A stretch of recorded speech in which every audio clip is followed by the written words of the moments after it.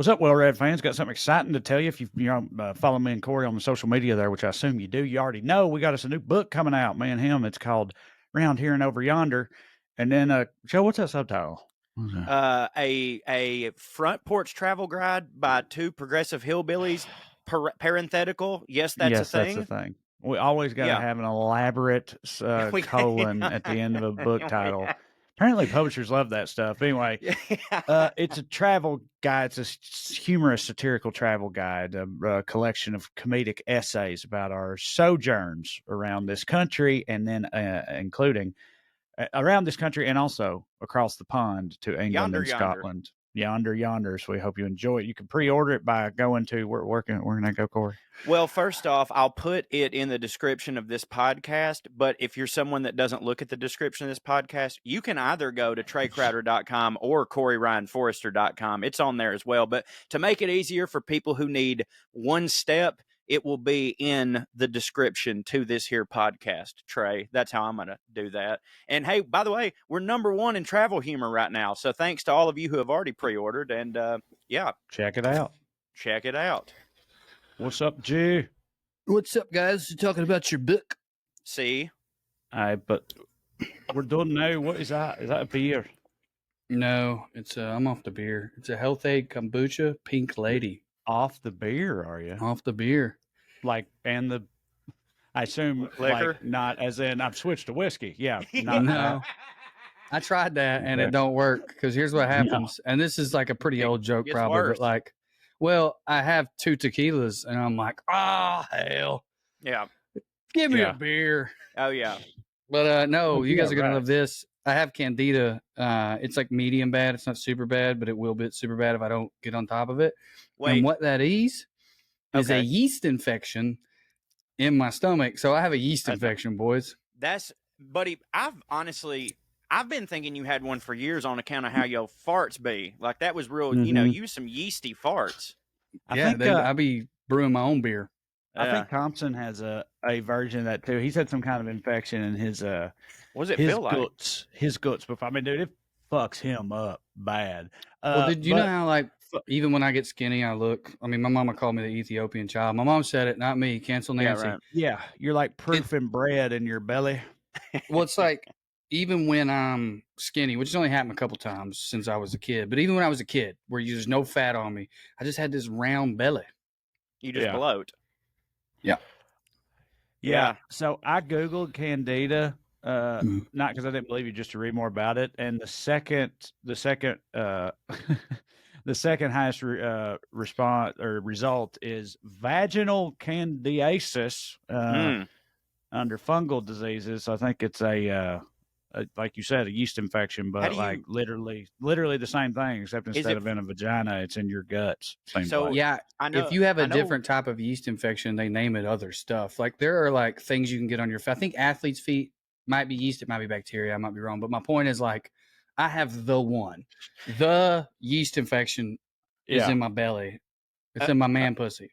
Okay, so I know that, like, obviously when you have some sort of yeast infection, you've got to stay away from beer because that's yeasty, but is that what caused it? Probably an influx of sugar. It's a gut imbalance. So it's like part of that stuff that everybody feels like everybody's talking about now, where like your gut biome is actually like the most or second most important thing in your body in terms of your day-to-day health. Mine's out of whack. So you need some candida, and then you need... Is it probiotics, Andy? Yes, she's shaking her head. Yes, a balance. And I'm out of whack. And when you get out of whack, probiotics is what keeps you in balance, but they can't fix it. You got to starve the yeast a little, and they feed on, as I'm sure you guys know, because you pay attention in biology class when they told you how to make alcohol. Yeast feeds on sugars. Sugar, yeah. And obviously, you got to cut back on sugar, but your body turns any carb into sugar. Yeah. Well. Hell, there is one other cure. There's one other cure. Yeah. If Andi would give me her poop, but she won't give me her poop, boys. Oh, a fecal transplant? And she won't do it. Wait, why won't she do it? I feel like the person receiving the poop would be the one that didn't want to do it. Put it in your butt?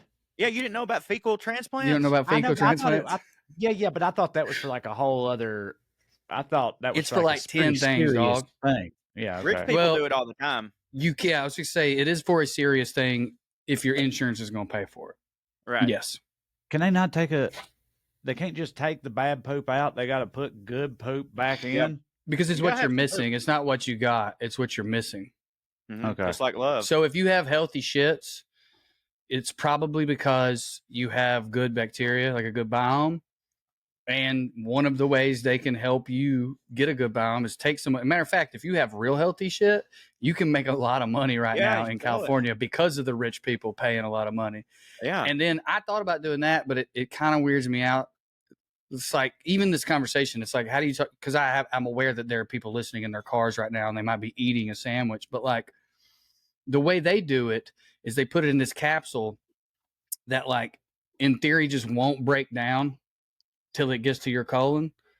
Oh, you take it like a regular pill? Pills? You take poop pills? And I just can't do it. Okay. Well, you can't do that. I get that, but like, what I thought you meant was that like Andi was refusing to poop in a pill for you.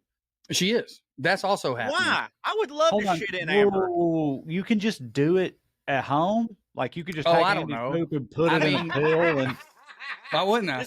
Just empty a kratom capsule and have Andi shit in Well, those broke down too quick. Then I'm just literally eating shit and I'm going to get bad sick. But what I could do, Corey, like when you shove one of those up your butt. Shove one of those up your butt. I apologize to everyone listening, but yes, that's what I was planning on doing, Trae. When I asked her for her poop, in my mind, I was going to put her poop in my butt. And I said to her, you got to put your poop in my butt. And she said, don't ever say that to me again. Mm-hmm. Yeah. You can do with that. Remember when we heard about that freaky couple? We don't know their name. That was Lydia Lovelace that told us that. Okay, yeah, I wasn't even going to say that, but yeah, that's fine. Lydia, yes. I don't remember exactly yet, so tell me. She said she knew. I mean, it's fine. There's like multiple degrees of separation here. Again, we don't know these people. She told us she knew people that had a kink where I don't remember which partner did it, but somebody pooped and put it in the freezer. Yeah. And then when the poop froze completely, they then shoved that poop into the butt of the other party. Like a dildo. Yeah, exactly. But dude, you could do that. Just shove it all the way up there and then leave it, because people get stuff stuck in their butts all the time. But in this case, you would be meaning to do it. You just freeze it. It might be a little uncomfortable, might hit, but it would thaw pretty quick. And then now you got Andy's poop for a minute. Yeah. She's just refuses, boys. But also, I just realized, I wonder if those people, what if the one like this? No, what if the one receiving it? Yeah, maybe. What if the one receiving it got bad guts from it? Yeah, they got bad. I don't think it'd make Is that an STD? I don't think it'd make you better. Yeah, probably. You have actually made me. This is the sexually transmitted diarrhea. This is the first time that anecdote has ever even started to make any semblance of sense to me. Right. Like before, I was like, how? Why? How do you even? But wait, like now, you think that's how they got started? I'm not saying it is. I'm saying it's a working theory that kind of makes sense. No, maybe they're degenerates. Like, okay, yeah, there's like scat kink is a thing, and then like that's just and so's getting fucked in the butt. So like that's just a Venn diagram that looks like a butthole. But I'm saying, if Andi did give you her poop and you froze it and put it up your own butt, right? Yep. Let's keep going. Sure. I hope my mom's listening. And then that started, and then that kind of hit for you. You were like, oh, damn. It would hit. Like now you're that guy before long, you didn't. Buddy, let me tell y'all something that is always bothered me, and you have made me feel better about it. This is now relief for me. I cannot be that guy because I cannot stand anything going into my butt, even the tiniest finger. And I know I'm missing out on something. When you hear people talking about the prostate milking situation, I'm like, once a year on my birthday. Buddy, the other day I took a big shit and howled in pain. Your boy's got a tight, sensitive asshole, and it is. I've always felt like it's holding me back, but I now feel like it's keeping me from becoming the worstest version of myself. I feel like I've got a pretty tight butthole because I can control my farts like a trombone. You know what I mean? Like I can get some, if I want to get like a high note, I can do it. And I think that only happens with a tight butthole when it pierces. but it sounds like you can move it, which makes me think you could relax it. Yeah. Okay. Yeah. Okay. Right. Yeah. No, I feel you on that one. Like a trumpet player could probably deep throat pretty good. Yeah, probably. Do you want to try my poop? I don't know if it hits or not, but I got no. Why would I try your poop? You're the only person with worse guts than me. Well, no. Ever since, I mean, that's not really true anymore. That's like a dude in a wheelchair rocking up, being like, "You want my legs?" No, I stopped. No, I almost said this earlier, but I feel like I've said it on here before. But like, when I stopped drinking all the goddamn time, that kind of cleared all of that up for me. Now my poops are like, and did you say that's wild? Because I feel like it's the opposite of wild. I was being sarcastic. Okay, yeah. I was like, oh, that's wild. I can't believe drinking cleared it all up. No, I know, because Drew used to tell me, he's like, it's something in your diet. And I was like, no, it's not, you fucking idiot, And I was like, that's not what you said. What you said was, I don't care. Yeah, right. I ain't trying nothing. Hold on, I ain't trying nothing. Hold on, guys. Hold on. Drew, did Trae just admit that he was wrong and you were right about something? Yeah. And he did it all the time. I'm not a fucking lunatic like you, for the record. I need a sound effect on this show. I'm not like you, though. I don't do that. I'll admit when I'm wrong all the time. When I'm wrong all the fucking time. No, you don't. You're never wrong. Admitting when I'm wrong. No, I stay admitting when I'm wrong. Can't tell you how many times I've said I'm wrong about that. To y'all specifically. You shape it in a way that makes you hit. Like he absolutely does that. That's different, though. Yeah. That's different, though. Trae would never admit to being dumb. And that's dumb. I do that all the time. Hold on. He does that right now. You are. Can I split the baby? May I split the baby? Of course. May I split the baby? You are correct that Trae won't admit that he's dumb. Trae will admit when that's what it is. I'm right and he's wrong because that's not dumb. He'll never admit when you're right and he's wrong because then he'd be dumb. Yes, there you go. That solves it. Trae will not admit when he was stupid about something. Wrong is fine, but stupid and arguably saying that your guts being fucked up has nothing to do with your diet is pretty fucking stupid. I know, but that was the whole point of the story I was telling, was making fun of myself for saying that in the first place. And I was pointing out how you never do that. But God, I hate and love y'all so much. Like, just despise you in my. That's what's wrong with my guts. This fucking. Yeah. What's the verb for despise? Anyway, or noun for despise? Trae also will admit that he's wrong in this scenario because that's about like not changing shit. Like that's like. Trae don't mind admitting like, yeah, because fucking who wants to change their diet? What am I, queer? Like, you know what I mean? Like he's got that toxic shit in him. He does. As progressive as he is, he does have some like really stubborn man hangups about things. Yeah. Some of which I really respect, and like it makes our friendship better. Like like not wanting to be weak and change his diet, hating women. Yep. Mostly those two. Yeah. Mm-hmm. Yep. And we've been best buds forever. That was a bit that fell flat and made it seem real, so I'm going to move on. Oh, I was playing along with it. I was just talking. You had no way of knowing this, but I was just talking about it on my Patreon earlier today, actually, about how like, and I've talked about it. Anyway, I don't anymore, but I mean, dude, I used to, I mean, my mom did a real number on me, guys. I don't know if you guys are aware of that or not. Yeah, for sure. But yeah, so. What if she had been a different race and you were slightly racist too because of her? Man, that'd have been real bad and unfair. Yeah, well, I mean, the reason I was talking, the context which I was talking about it on my Patreon earlier was about drugs specifically. You get heavy on there, but like, it wasn't just like with women, but also like for a long time, like when I was like a angst-filled teenager and stuff, and still in the heat of all that and everything. Like I was like, I probably would have rolled with that Filipino dictator guy, Duterte or Duterte, the one that picks up midgets, the one that like rides a motorcycle and shoots drug addicts in the street. That one. Oh, but he also does the thing you said, Corey. That's your brain focuses on the part that's which makes sense. No, I just wanted to make sure we were talking about the same person, and that's like because what Trae just said, I could put that with about any of those types of dude. You know what I mean? What if there were competing Filipino dictators? One's whole platform was picking up midgets, and the other one was shooting drug addicts. And he's just like, which one's better? I don't know. Papaws across the world are conflicted.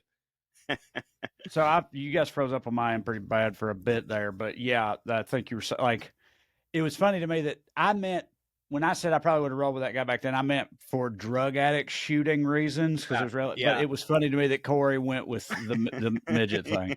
That's what we covered while we froze. He's got his own circus, right? It hits. I got hits. He murders people? Man, I ain't heard about that. I didn't say hit. I just think that's a good qualifier for me to know which person you're talking about. Because again, if you put the word dictator after anyone, I know that he runs through the streets shooting people. I need to know if it's also the midget guy. Jeffrey Dahmer, the guy with the good hair? Is that you mean the dude with the good hair? The guy with Is that who you're talking about? But correct me if I'm wrong. Isn't he kind of like you said, dictator? He's more like a president, right? That like, and he hits for a lot of people. Like, didn't he get kind of roped into that whole like Trump, the dude from Turkey, Erdogan or whatever, Bolsonaro from Brazil, and this dude? Yeah, right-wing fascists. Right, yes, but that were like duly elected or whatever, and like in illustrated. Dude, many fascists have been chosen. Right. Well, that's all I'm saying. Like I'm saying, like, and I've seen Filipinos saying on the internet how they're like Filipino mama is like, this dude gets it. It's all I'm saying. Like, yeah, dude. I mean, you just saw how. Yeah. Like the dude literally murders people in the street on TV, and Corey's like, the guy who picks up little people? I knew he didn't hit also, God damn it. But, I mean, come on. Like, that's got to be one of the three things you lead with. Anyway, I don't even remember how we got to Drew said I hated women. And I said, yeah, I used to, but I got over it. And then, but I also hated drug addicts because she was one of them too. So it's all her fault. But, you know, everything's fine now. But going way back to my poop, to my guts, right? Yes. Oh yeah. I'm trying to help you out here, Drew. Everyone listening right now is like, thank God they circled back to the poop. Yeah. Ever since I stopped drinking all the goddamn time, which has been years now, I feel like my guts are pretty standard. I think, but I'm never confused anymore. It was funny that I was ever confused then, but I drank all the time, every day. So it's like, I don't know what's wrong with me, right? And also, like when I would drink, like when we get to 5 o'clock or whatever, and I'd have a drink, it would make my stomach feel better because that's how that's alcohol how that particular poison be, right? Yeah. It's amazing. But I didn't understand that. I didn't realize that either. So I was like, I didn't put it together. But like now, it's not that my stomach never hurts. When my stomach hurts now, like I know exactly why and exactly what I did. Right? It's because like I ate a whole pizza or whatever, and now I'm it's very standard shit. If I don't do any of that, I'm pretty much fine. But dude, how many turlets y'all mess up like on an annual basis, you think? Like just clog, smooth up, or just run? Because honestly, when I got healthier, I started my life, dude. Like I used to never do that. Turlets. Well, I used to never do that because anytime my guts was wrecked up, it was poop soup. You know what I mean? Like it was like there's a lot of it and it's gross, but it's gonna get flushed down. But honestly, now that I'm healthier and I eat a lot of greens and like I have those real hearty like Guardians of the Galaxy Drax poops, I'm actually starting to clog turlets because I used to hear people say that's how my poops have been for like at least 3 or 4 years now. No, probably. I know. I've heard you talk about it, and I was always like, "How does one?" And I was like, "You mean like with the?" Because I've clogged plenty up because I accidentally used too much toilet paper because it was so gross. And I was like, "How do you clog it up without toilet paper?" And you're like, "Yeah, of course." And like the day I finally did it, like I was kind of proud. I was like, "Oh yeah, look at that," So anyway, my point is I got plenty of it, Drew, and I'll let you have some if you want to just give it a shot. If you want to shove some of my poop up your butt, that'd be fine. We can move on. Popular episode. Yeah. Well, speaking of not drinking.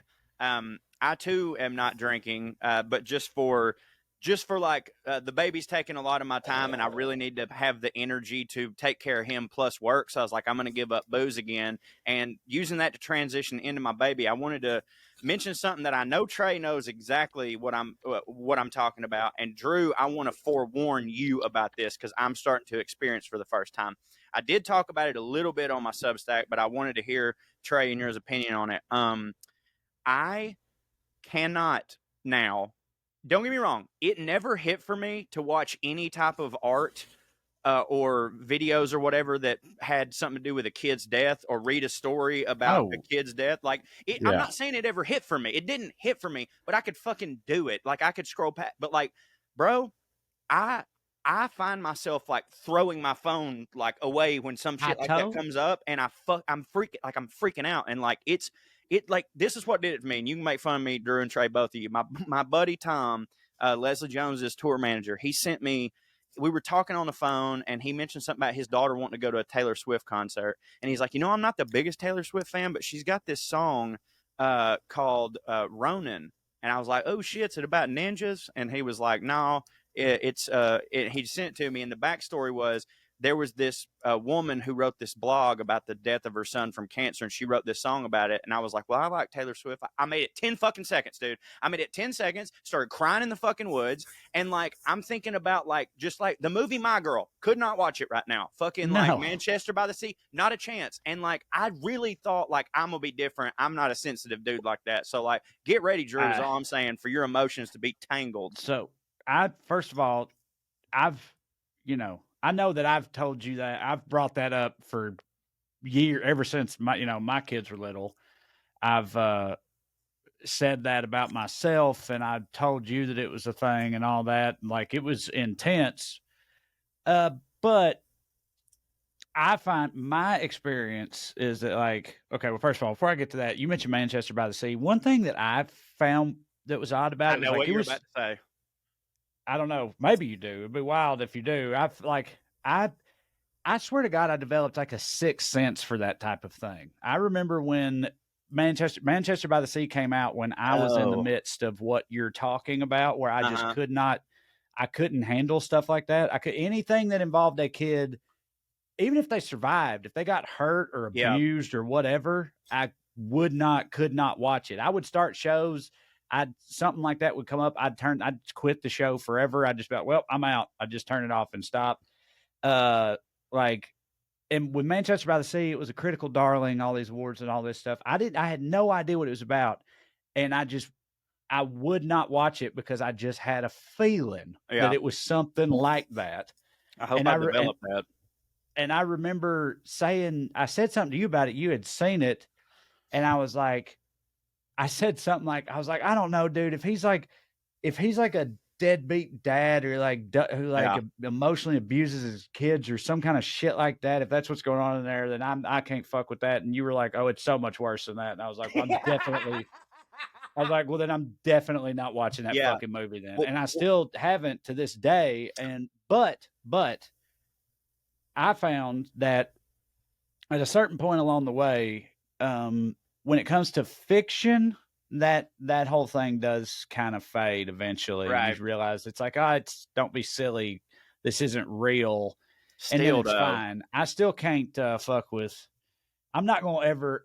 I mean, still, if I'm scrolling through Reddit and I see some story about somebody leaving a kid in a car or something like that, I flick past it real fast. I'm like, fuck that. I don't read the article. I don't engage with it. Still to this day. But like in movies, made up movies and shit, where it's all completely fictional, it don't bother me as much as it used to. But yeah, it was a whole thing for a long time. So here's a question. And by the way, huge spoilers coming out for a very good and very excellent movie. It's one of my favorites. What movie? Well, I just want everyone to, if you hate spoilers, leave right now. We watched this together. Okay. No, you've seen it. We watched this together. I'm doing this for the audience. I was stony baloney, and which is part of why I had to watch it 2 more times, because it's such a great movie. But I don't remember how you reacted to. Did you have that feeling with Arrival, with the twist at the end? It was because here's the thing. It's not a twist at the end. They established at the beginning of the movie that all that happened, right. But the 3 of us came in late. Yeah, that's right. Fucking call. Right. Because we were like high, but we forgot we had like an interview with a newspaper or something, and we were like, "Fuck!" We sat out in the lobby of the theater and did the newspaper interview, and then walked in late. Jesus, I still haven't re-seen it, and I love it. But it's awesome. But the thing is, I felt like that kind of played a little bit, and for my particular. My philosophy when it comes to this whole thing we're talking about, because I didn't know. I mean, you already said there's a spoilers upcoming, and we're talking about the movie Arrival. Movie. They have a kid. Yeah. They have a kid that dies of cancer. Right. And and that's shown in the beginning, but I missed the beginning, and that movie's kind of like trippy and all this shit. So I remember thinking this is maybe a possible time, can this be avoided? Did this really happen? Did it not, or whatever? It wasn't clear. And then at the end, it like all the little moments and flashbacks they showed didn't make a lot of sense if you missed the first of the movie. Right. But so, and then at the end, we all thought I remember that it not making sense. It was like a twist ending, or not a twist, but like a reveal, like it's all revealed at the end. Well, there was a reveal. I got my reveals confused. Yeah. Which is what? That the other scientist is the dad, and he left her because she knew it was coming and put him through that anyway. And put him through that anyway. Yes, exactly. It's very actually. I read the book that whole. It's based on a novella in a collection of novellas called "The Story of Your Life and Others" or something like that by Ted Chiang, I believe. Anyway, bunch of good shit in there. But that's a really interesting because like I don't even know where I fall on that. Like that whole like, and her whole thing was like, yeah. I knew it was going to happen. That movie's so trippy and wild. We'd have to like spend an hour explaining the whole thing to get it across. But like, she experiences time non-linearly, so it's like that. It's because the aliens give her the ability to do that. So she experienced her daughter's whole life, birth, whole life, and death all like simultaneously or whatever. And so she knew the daughter was going to die, but yeah, like you said, still but the husband experienced it like a regular human, just like, I got a baby. Oh God, something's wrong with my baby. And then, whatever. And so he couldn't forgive her for that. But her stance was just like, oh, but don't be sad that it's over. Be happy that it happened. That's a cheap way of putting like what her general attitude towards it was. But anyway, what's your stance on that? That's right. Dude, I don't know. Like if you were a Time Lord, I don't even want to like think it? about it. I don't even like thinking right, because the only way to think about it is to think about it literally. Yeah, right. As with an example. And I don't know. Dude, experiencing time all at once would not be it. No. I mean, my thing is I can't even wrap my puny primate brain around how that's even possible to do, but like, yeah, it'd be some shit. But it wasn't just, so I couldn't handle anything with kids, being hurt or anything like that, whether it was fictional or not. And I just wouldn't fuck with that stuff. Yeah. But, and I'm sure you have this too, like aside from just that, anything that was kid or fatherdom related, even if it was like positive in nature, like something sweet. Yes. I'd cry like a little baby bitch, a little bitch baby. I would cry my eyes out. And some things still to this day, like for example, like there's a Dixie Chicks song called Godspeed. Yeah, and boy. All it is it's like her like singing a lullaby to her small son. Like it's like her singing a lullaby to like a toddler boy. That's all it is. Nothing crazy happens, whatever. And I'd cry. Like dude, let me tell you what did it to me. The silliest one, or I don't know about silliest, but like the one, and this one still gets me to this day, it's a clip from a Brazilian cooking show. Okay. And it's all grown ass adults. There's not a kid in sight. Right. But like it's a cooking show, like Chopped. It's like Brazil's version of Chopped or whatever. It's like all these people out on a floor, out on a studio floor, competing in a cooking competition against each other, and they're under, they got the clock is ticking, right? You got an hour and a half to make this kind of dish for your judges. Go, right? And one of them is this chick. She's probably about 27 to 30-ish or something. She's one of the contestants. None of these people speak English. She's all out there. Like run around like a chicken with her head cut off, whatever. And at one point and this all happened, the clip itself is like fucking 20 seconds, but like she's running around like a chicken. That's the context. She's running around like crazy. Suddenly she grabs this jar and she's fucking with it, whatever. And she stops and she looks around. Yep. She stops and she looks around and then she just runs off. She literally just runs completely off the set and out of the fucking studio. It looks like, and you're like, what the fuck?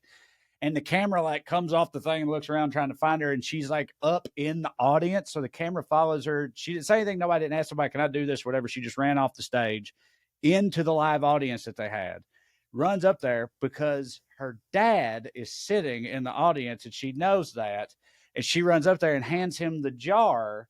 And he opens the jar and hands it back to her. And she runs back down there. But it's also that you can see this dad, this like 50-something-year-old dad, she brings a jar to him and hands it to him. You could just like the look on his face. It's like That motherfucker would have torn his arms off at the socket before he failed to open that fucking jar or whatever.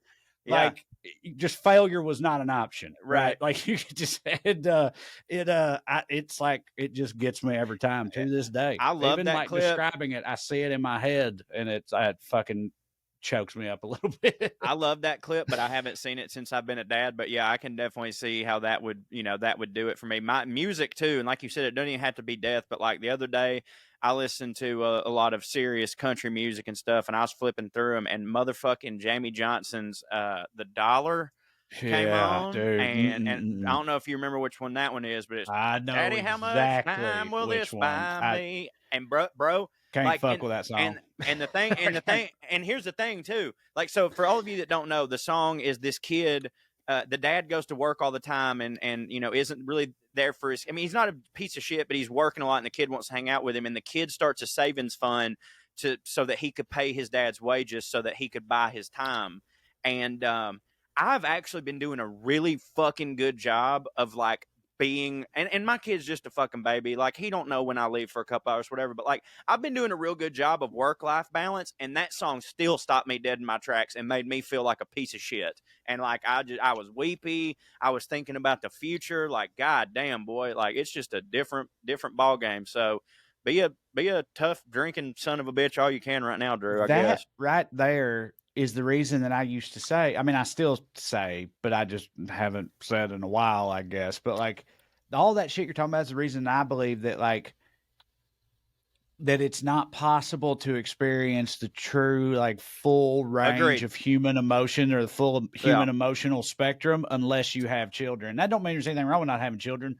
Maybe you don't need these extreme emotions that come with it. Like, I'm not even saying that. I'm just saying I could do without the fear one, for sure. However you feel about all that part of it, all I'm saying is, I don't think you can feel.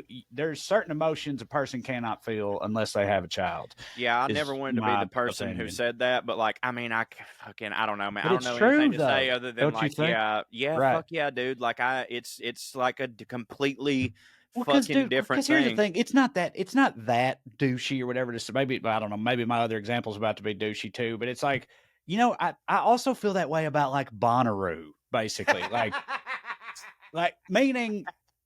I don't think you can, and I'm sure Burning Man's probably the same way. You can't really explain it to somebody what it's like or whatever. You could try, but like, you have to just experience it or whatever. Having a kid is like that, but cranked up all the way to 11, basically. So it's some things just be like that. It doesn't mean it's like good or bad or whatever. But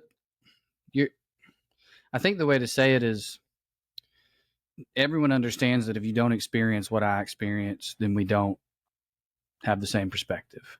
You can empathize with me. So like your Bonnaroo Burning Man example, I think everyone understands the concept on a base level and a deep level of like, I can't explain to you what it's like. You have to go there and experience it.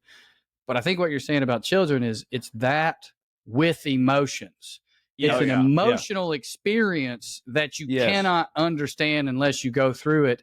And I think anybody would get that. It's just like, dude, it's two things. One, some people are real shitty about it. You just don't know what it's like. And then other people are real shitty about being defensive. They just hear you say that you did a thing they can't do, and they just is like, oh, this fucking dickhead. Sorry, I'm not a. And it's like, nah, we're just all having different lives. You know what I mean? Yeah, for the record, I would love to be in the position of someone who doesn't experience the tremendous terror that I feel having a child. Like, that's one of them I could do without. Tremendous is a good word that you just made up, and I want to say that I like that. What did I say? Tremendous. I like that too. I meant tremendous and immense. I meant tremendous, or you're right. I meant one of those. Tremendous. It's good. That sounds like a Nolan film that I want to watch. Tremendous. But yeah, I get terrified a lot. And it That'll goes back fade to a little bit too. Yeah. Well, a lot of it is connected to that, seeing the kid shit in my Reddit thread, because I'm like, oh my God, that could happen. You know what I mean? At the moment, my favorite piece of art about fatherhood, or the stuff you're talking about, is The Road by Cormac McCarthy. And I'm really, really glad that I got to read it as a grown-up without kids. Yeah, right. Because it's so great, in my opinion, as a metaphor for what some men feel. So the book is essentially, for the people who don't know, it's a post-apocalyptic world. a son and a dad are trying to find a group of people who will help them survive. There's talk of some group that has food, that has water, but they're very protective and selective about who they will let in. The father knows they will not let him in. He's too old. He's killed too many people in this post-apocalyptic world trying to, survive, but he knows they'll let his son in. So he's literally walking to his death in order to save his son.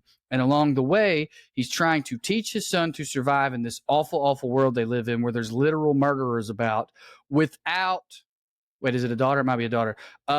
Without ruining the kid's innocence. Right. And I think if I was already a dad, it would have just fucking destroyed me because it's really, really heavy for obvious reasons based upon what I just said. So I'm curious if that'll completely change. You're talking about essentially what you guys are talking about is how you consume art. I kind of get off on being challenged by stuff I watch, but I'm almost looking forward to, I almost hope that I'm interested in different things, as a consumer of art based upon being a dad. We'll see. Yeah, for sure. I mean, like I said, I never wanted to cry or nothing, but yeah, it's different now. I mean, luckily for me and for my kid, the art that I mostly love is shit that my child will also love in about 3 years. Comic book shit, wrestling, so I'm on a good path. Yeah, I think I just realized all those songs like that do tear me up, but it's usually as a son. I just realized I'll hear those songs and I think about my dad. I don't think about my kid. Yeah, right. Well, okay. Hey, so it goes both ways. You can I'll especially somebody with a dead dad, especially the fucking that type. Who could of shit, that be? Right, that type of shit. Right, I experience them in both directions. Is what I'm saying. As a father and as a son, so it's the double dildo of emotion up the butt of your brain or whatever. The double dildo emotion of the butt of your brain.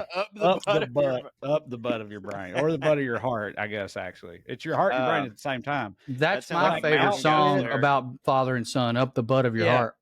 Outfit, that's my job. Any kind of thing like that. There's Fathers and Sons by Dale McCurry.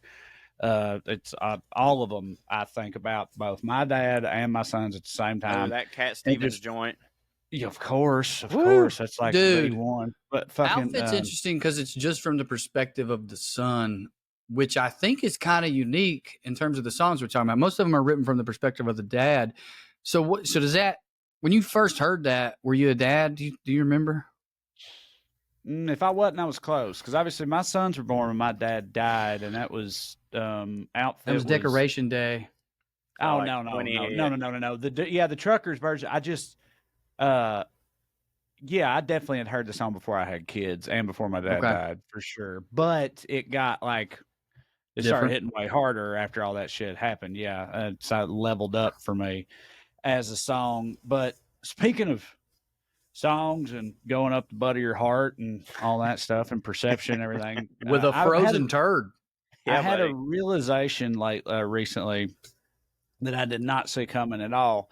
So first of all, when we was still doing Bubba, did we ever actually do Indian Outlaw, or did it just come up a lot because of Too Sharp? Did we ever actually cover it? We didn't cover it, and the reason why was we did the WellRED episode. Creation of it was a WellRED episode in which we just did what we ended up doing on Bubba. Right.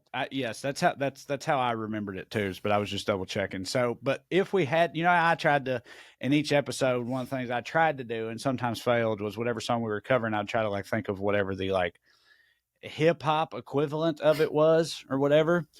We never did Indian Outlaw. So I never had an opportunity to think of that, but I wouldn't have thought of anything. What is the hip hop equivalent of Indian Outlaw? But there is one. And not only is this the hip hop equivalent of Indian Outlaw, I almost kind of feel like Tim McGraw ripped this song off and made the country version of this song. And you guys know this song too, dude. It's Apache, Jump On. Yes. Oh my God. By the Sugar Hill Gang. Yeah. The song Apache. Kimasabi, jump on it. Tonto, jump on it. I remember them saying all them people jump on it, but I didn't realize. dude, no. If the lyrics are like, it's like that. It's like, please look them up or let me. I'm Big Bank and I'm the chief.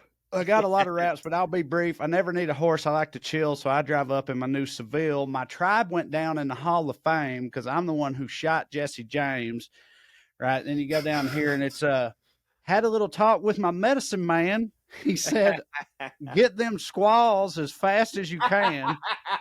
To all you girls that want to join my tribe, just move to my rhythm and feel my vibe. Put up a fuss. In the end, you'll agree when you come inside my teepee. Yeah. When Silver and I take a route, all you suckers better step aside. I sting squalls, then run away. Hi ho, Silver is what I say. A powwow, rock it out, fucking maize, moccasins, kemosabe, mask. I'm just looking at all the Indian words. With the mic is how my smoke signals work. Like, it's the whole song is just about Indian stuff. I never thought about that. I didn't know that. Yeah. I think I've just heard the hook a bunch. Isn't the hook in a different song, like a remix or something? Maybe. Every hip hop song from back then was sampled from something else. So I'm sure that had to come from something, but no, I mean that hip hop song I think is now in like remixes where I just fade out. I swear to God, I don't think I've ever heard the verses. I just heard the boom, boom, boom, boom, like at fucking Cotton Eye Joe or whatever. Yeah, jump on it. Yeah, I mean the song hits, but the song does hit. But yeah, it's every like aunt's favorite basically Indian outlaw. Yeah, that's it really is. I didn't realize that's why my aunts love that song so much because it fit the decor of their living room. Yeah. Black guy wearing a headdress. What are you gonna do? Well, thank you for that. I really liked that. Yeah, I did too. I know you guys know this one, but like this, I'm not comparing this to Indian Outlaw. It's just cowboys and Indian stuff. Ghetto Cowboy. Oh yeah, I was thinking of that while you were doing Apache. That's one of my favorite Bone That's Thug another songs one too. Like we talked about all of this, I think, when Lil Nas X first came out. But like, because Old Town Road, right? Yep. Yes, Old Town Road. Old Town Road, massive success. Wouldn't put it on country radio because it's not a country song, whatever. And it's like country hip hop mashup, all that shit. And we talked about how at the time there was at least two others that I could think of from back in the day. One of them being Ghetto Cowboy. Nelly and Tim McGraw. Yeah. Yes, that song is kind of like that was created in a lab. Slow jam that has Tim McGraw doing a hook on it. Like I don't think there's anything. Yeah, no, I agree with you. I just think we brought it up. The other one was is the song still Pastor Troy. Still a Bitch by Lil Troy, not Pastor Troy, Lil Troy. Lil Troy. My bad. My bad. Sometimes I get my Troys confused. Yeah. Do you know that song? Lie ho, then you die ho. Straight faded, still a bitch in my book. That song starts. That song is like, it's kind of just a country song, but being done by Houston rappers because it starts out. It's like, I met her in a bar outside a little part of Texas. Never thought she'd sleep around on me. And then it just like, it's not a rap song at all, really. It's just country. A country song sung by rappers. And also the parlance of the chorus is something that no country artist of that era would have done. Wheeler would do it, you know. Well, it reminds me of Fuck You Bitch in retrospect. Yeah, right. Yeah. I mean, yeah, it kind of just is Fuck You Bitch, actually. Which rappers fuck with. Right. But Ghetto Cowboy is a really good country song. Like, it is rap for sure, but, like, the music is all fucking steel guitars and, like, is that Bone Thugs? Bone Thugs, baby, yeah. It's Mo Thugs, I think, is what it was, like a spinoff situation, wasn't it? Yeah. Oh, okay. I think that's correct. I've got it on my Bone Thugs playlist because, I mean, it is crazy and busy. No, I think 3-6 was involved. It is Bone Thugs. Yeah, I was about to say, I'm a pretty big Bone Thugs fan. No. It's Mo Thugs. But it's Busy Sorry. Busy Bone. Yeah. No, yes, Mo Thugs was like it's a people spin-off. from Bone Thugs and then other people. Because I think ain't Lil White on that album who was one of 3-6's people? Or was it just another white guy in the group? Ghetto Cowboy is the lead single by American hip hop collective Mo Thugs from their second studio album, Chapter 2 Family Reunion. Mo Thugs is Lazy and Crazy Bone. There you go. And then not busy. I apologize. Actually, I mean, according to Mo Thugs' Wikipedia page, Mo Thugs is just Bone Thugs with their like homies doing shit with them too. When you said it at first, I thought that Mo Thugs was like Casey and JoJo and Boys to Men, where they're like, this was just another group that was kind of very similar. You know what I mean? And I was like, that was about to Mandela effect the fuck out of me. No, baby, I mean, baby. Ghetto Cowboy that was like, isn't it? Name is Crazy Big Badass Bone. Baller. Wanted up no full the gold that I stole.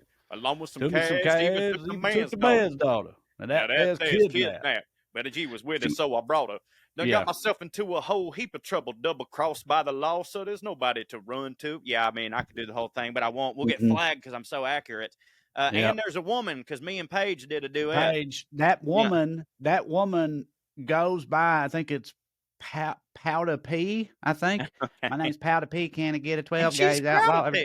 And that is why Paige's online name is Crowder P on everything, is because of the song Ghetto Cowboy in that verse. Another layer removed from my favorite onion. Yep, that's right. She's a Vidalia. Oh, yeah. Speaking of onions, by the way, how wild was that that onion clip from 2012 that I found the other day and sent y'all? It's like, y'all listen should look it up. Look up what is it? There's a White Hot Orb of Rage. Yeah, Orb of White Hot Rage, something like that, by the Onion. They used to they had a short-lived TV show that was the Onion News. I don't understand why that didn't work, because it was great. Every clip I've ever seen ahead of its time. Every clip I've ever seen from that is so goddamn funny. And like there's it didn't work because they tried to run it as a TV show instead of a clip machine. And it was before clip machines was a viable. Dude, if they'd waited 3 years, it would have been the biggest thing ever.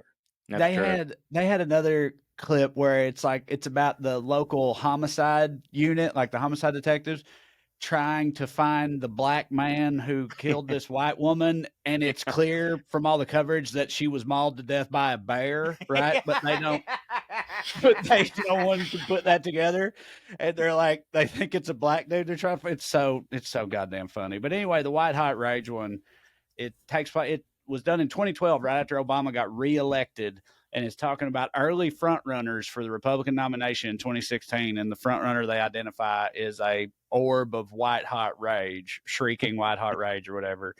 And it is wild how like accurate on the nose, the nose the whole thing is. And but you know, predicting the future, to be clear. Predicting the future, yeah, right. Like, it's pretty crazy. We should spend a whole episode doing our top 10 favorite Onion headlines. I would really enjoy that. Go ahead, Drew. Onion versus The Simpsons. Who predicted the future better? I mean, I'm saying that should be the episode. Yes, I think Simpsons has more examples, but Onion, when they get it right, it's like they really get it right. Really get it right. Yeah. I sent that to a buddy of mine, shout out Chris, who does not listen, who's getting married soon. Congrats, buddy. Who's a huge Onion fan. I think his brother used to be roommates with one of the founders and stuff. And I sent it to Chris, and he immediately said, the only other time the Onion has been more predictive of the future is when they did an op-ed by the CEO of Gillette titled, "Fuck it, let's do 5 blades." Yeah. The Onion. The only difference between the Onion and the Simpsons is like, and maybe it's just because it's been going on for a while. Some of the Simpsons ones, you're like, okay, that's kind of a reach. The Onion is like fucking right there. You know what I mean? That would be a good episode. Simpsons Onions. They require a lot of research. They got they had offices in Chicago, and for a while, out of those offices, they were doing a little like a talk show, like a late night talk show, but it was on like Fuse or one of those channels or something like that. But it was like it actually technically was the AV Club, which is owned by the That's Onion, right. That's right. So the AV Club had a talk show, and I was on that talk show, and so I went there and I went to the Onion's offices in Chicago, and just walking around their offices, they got all these like headlines and shit, just like in frames on the walls and stuff. And it was so obviously they're putting the hits up on the walls at the office, but it was such a reminder of like, this goddamn thing, this entity has been just crushing so hard for so long. Cause like every single one of them I looked at was like laugh out loud funny. And the whole fucking wall is covered. It's like 30 years worth of those things. the way they did it so well is they paid for headlines. So they were like as if it were jokes. So they have a writing staff, but it's not 5 people who came up with all that for 30 years. It's the internet. I don't know if they still do it that way. I'm sure it's harder now that people are like, well, if I'm good at that kind of thing, I'll just fucking do it myself or whatever. But there for a while in the 2000s, it was like all the people now who are great at tweeting were just selling headlines to the Onion. And of course, you're like 23, you've never been paid to do comedy. And I'm not saying they're underpaying or anything, but it's just like, hey, we'll give you $150 for a headline. You're like, fuck, one joke? All right, cool. Yeah, of course. Especially if it's topical. Yeah, and something that you couldn't really use, like it formatted that way. It's not like you're going to say that on stage. You know what I mean? You still can, I guess. Like if it's on stage, you can format it differently. Also, there's a part of that video. All right, y'all are going to know where I'm going with this very shortly. And also, I'm quoting the video directly. All right, but it's such a good example to me of like the type of thing that like. When we talk about people getting offended by words or whatever and all that shit, like where context and intent is so important, right? This video's from 2012. It's the Onion. It's making fun of conservatives being filled with rage and racist and all that. That's the whole point of the video. And they're talking about this this orb of white hot rage who's going to run for president in 2016, right? And this reporter is giving a breakdown of his press conference, the orb of white hot rage's press conference, right? And he says something about like, you know, Mexico and something like this, whatever. And then the guy goes, and then he just screamed faggots over and over again. I think he actually said it like he said faggot, faggot, faggot, faggot, or something like that. Faggot, faggot, faggot, faggot. Yeah. Which absolutely killed me. It's so true too. Because because it's like that's what they do that now, but with trans people, they don't say that word, but like that's what they do, you know? Yeah, one note. Like, so it's perfect, but it's like, you know, if the Onion was making that video today, would that part be in there? I don't know if it would, and I think the video's worse for that because that's hilarious and and totally okay. I think they definitely do a good job of, you know. I think being respectful. I mean, I think that's what we like. I was talking about this. I realize now it's not on this podcast. I was talking about it on a different podcast the other day of like, some people stop saying words out of fear. Some people stop saying slurs because they're like, I'm afraid I'll get shamed. But a lot of people stop saying slurs out of respect. It's like, oh, this hurts people's feelings. Then I won't do it because I want to be a decent human. The Onion always does a good job of like being respectful, but still being funny and honest. I kind of think if they did that now, they might do tranny because it is exactly the way to make fun of that person, but they may not, because they may say, yeah, but it's disrespectful because if you're 13, you may not understand what we're doing. And I don't know. That's what everybody's got to ask themselves. I think the F word was the perfect one for this video. In 2012, it was the only one. I mean, buddy, a real meaty law school right out. Yeah. That was our rebel flag. They took our culture. Oh, dude. It was it's heritage, not hate. Jeez. All right. I'll back out. All right. Yeah, I tried that on stage. All right. Didn't work. Drew, when is you having that baby? September? I mean, you're not, but September? Yeah, never. It was when I'm having it. Andy's having it September 13th-ish. We go for the 30, whatever we check up, July 31st, and hopefully her placenta has moved up.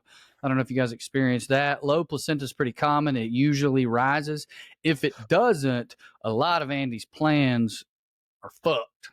Like having it in and some of mine.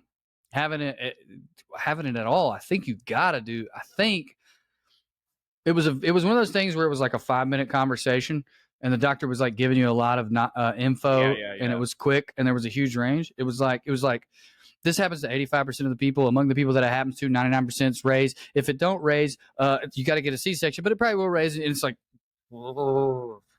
yeah, right. It was like going to WebMD, and it was like, could be a headache or cancer. We'll see. Yeah, that don't hit. It's wild that, like, I don't know. It's wild as many people survived before the advent of modern medicine that did. It's you know what I mean? crazy. Like you used to think that like, man, they just died all the time, huh? People really did die easy back then. But like in retrospect, I can't believe as many of them lived as did because it's like I was going to say many a things lot of could them go didn't. wrong. And I know, but I'm saying like even considering that, like with the amount of different things that can go wrong that they can like mitigate now because of like modern science and medicine shit. So it's not that big of a deal anymore. And all the ones that made it through birth went to war, like it was just stayed having opportunities to get killed back then. Or something in the factory ripped their limbs off. Yeah, or that. Or you just get a mild cough and next thing you know, you're dead. We have a friend that is, pretty against modern medicine in general. Big surprise we hang out with people like that. And this particular person, y'all met her, like is just like really thinks that Western medicine is the dumbest, worst, stupidest shit that's ever happened. And even that person is like, when they like talk about it, they'll be like, other than trauma, what has it done? And I'm like, okay, so other than 80% of the worst shit that like has ever happened in humanity, other than that, it's like, I guess you're right. You know what I mean? I guess you're right. Other than taking care of people dying. Yeah. So weird concession you asked me to make. Thompson's not like that, but Thompson, of course, like, Indians do hit for him, right? Of course. Yeah. We're talking about Indians, and I mean, naturally. They hit for me too. Yeah, right. And I remember like years ago, fucking Thompson's got 4 sons now, but back when we were like just having the firstins, he was talking to me about his wife's first baby, and he's talking about sitting in there in the hospital room, and she's got all these wires in her, or not wire, like IVs, all that. She's hooked up to all these shit, beeping shit and wire stuff. And he's like, I'm just sitting there, and I'm like, man, did the Indians do it this way? And I was like, no. And I was like, of course, about half their babies died, but no, they didn't. They didn't do it that way. And so there's a little bit of a give and take there. Yeah, that's why there's 8 billion people here. I definitely hate what's happening in my life, if that's what you're asking.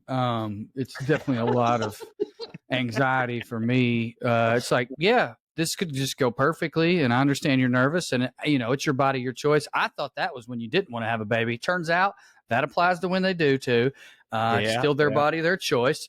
And I'm with all that, and I understand I genuinely understand her perspective, which is like hospitals really only help if something's going wrong. Otherwise, they do wild shit, like they scrape women. They try to like time your birth. Andy's not into that. Like the doctor's like, we need to have this fucking baby by Tuesday because my ass is going to the Alps. It's like all these things that like, if you're not rich, that like is going to happen to you if you just have a regular ass doctor, which is where we're at. So I get all that, but there's definitely like the other side of me of like what you're talking about, Trae, because I remember when you first told that about Thompson, I used to have a bit where one of the lines was like, something like, back then, if you wanted to have a family of 2, you had to have 7 kids because 5 were going to fucking die, 3 in childbirth, and 2 between the ages of 4 and 8 of dysentery. And it's anguish is too strong of a word. There's a lot of anxiety I have right now. And let me tell you guys what my biggest fear is. And I don't know if this is funny to anybody but men, but I know y'all are going to find it. My biggest fear is that Andi will die and the baby will live. And I'll be like, and I'm not saying if Andi dies, I want the baby to die. That is not what I'm saying. I'm just saying is like, if that happens, I went from a bachelor, Burning Man, disgusting male pig with a really cool, beautiful hot wife to a single heartbroken dad whose job is like one of the least stable professions in the world. Dude, I think mine are 10 and 11. Like this bitch better not die. I know. I mean, like mine are 10 and 11, and I think about like if something happened to Katie all the time because it's like it would super not hit and really change everything for me. Like it's funny, we're both talking about it in terms of like career. If our wives died, things would be hard for us, dude. That would, well, it would. They're dead. Wait, what?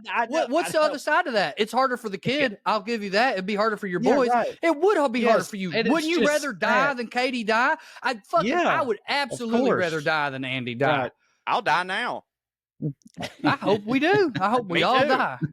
I agree. All right, well, let's close on that. Where are you going to be this week, Trae? Oh yeah, I'm at I'm in Milwaukee tonight, and I'm in Appleton tomorrow, and then next weekend I'm in Kentucky, back close to my old stomping grounds. Bowling Green, Lexington, and Louisville, and then a bunch of places after that. So go to TraeCrowder.com. Drusifer? I got San Diego coming up this month in July. I think it's the week after this comes out, the weekend after. I'm going to be in New York. No, I'm going to be in New York next weekend. Then I'm going to be in San Diego. I got Asheville. I got Austin. It's on my website, or it will be soon if it's not. I need to do that today. DrewMorganComedy.com. Check out Gravy Baby with me and your favorite Gutter Bumpkin, DJ Lewis, and Carmen Morales. I ain't doing shit, so I'd love you to go over to my Substack, parttimefunnyman.com. Also listen to Puttin On Airs, and also thank you all for listening to the WellRED Show. We'd love to stick around longer, but we got to go. Tune in next week if you got nothing to do. Thank you. God bless you. Good night and Skews. Ooh-wee, I tell you what, we sure would appreciate it if you'd go over there and pre-order that damn book around here and over yonder. The link will be in the description. And also you can go to TraeCrowder.com or CoreyRyanForrester.com. And remember to also go to DrewMorganComedy.com to get all the dates and all that other good stuff. But yeah, pre-order that book. Sure would make me happy. Love y'all. See you bye. Skews!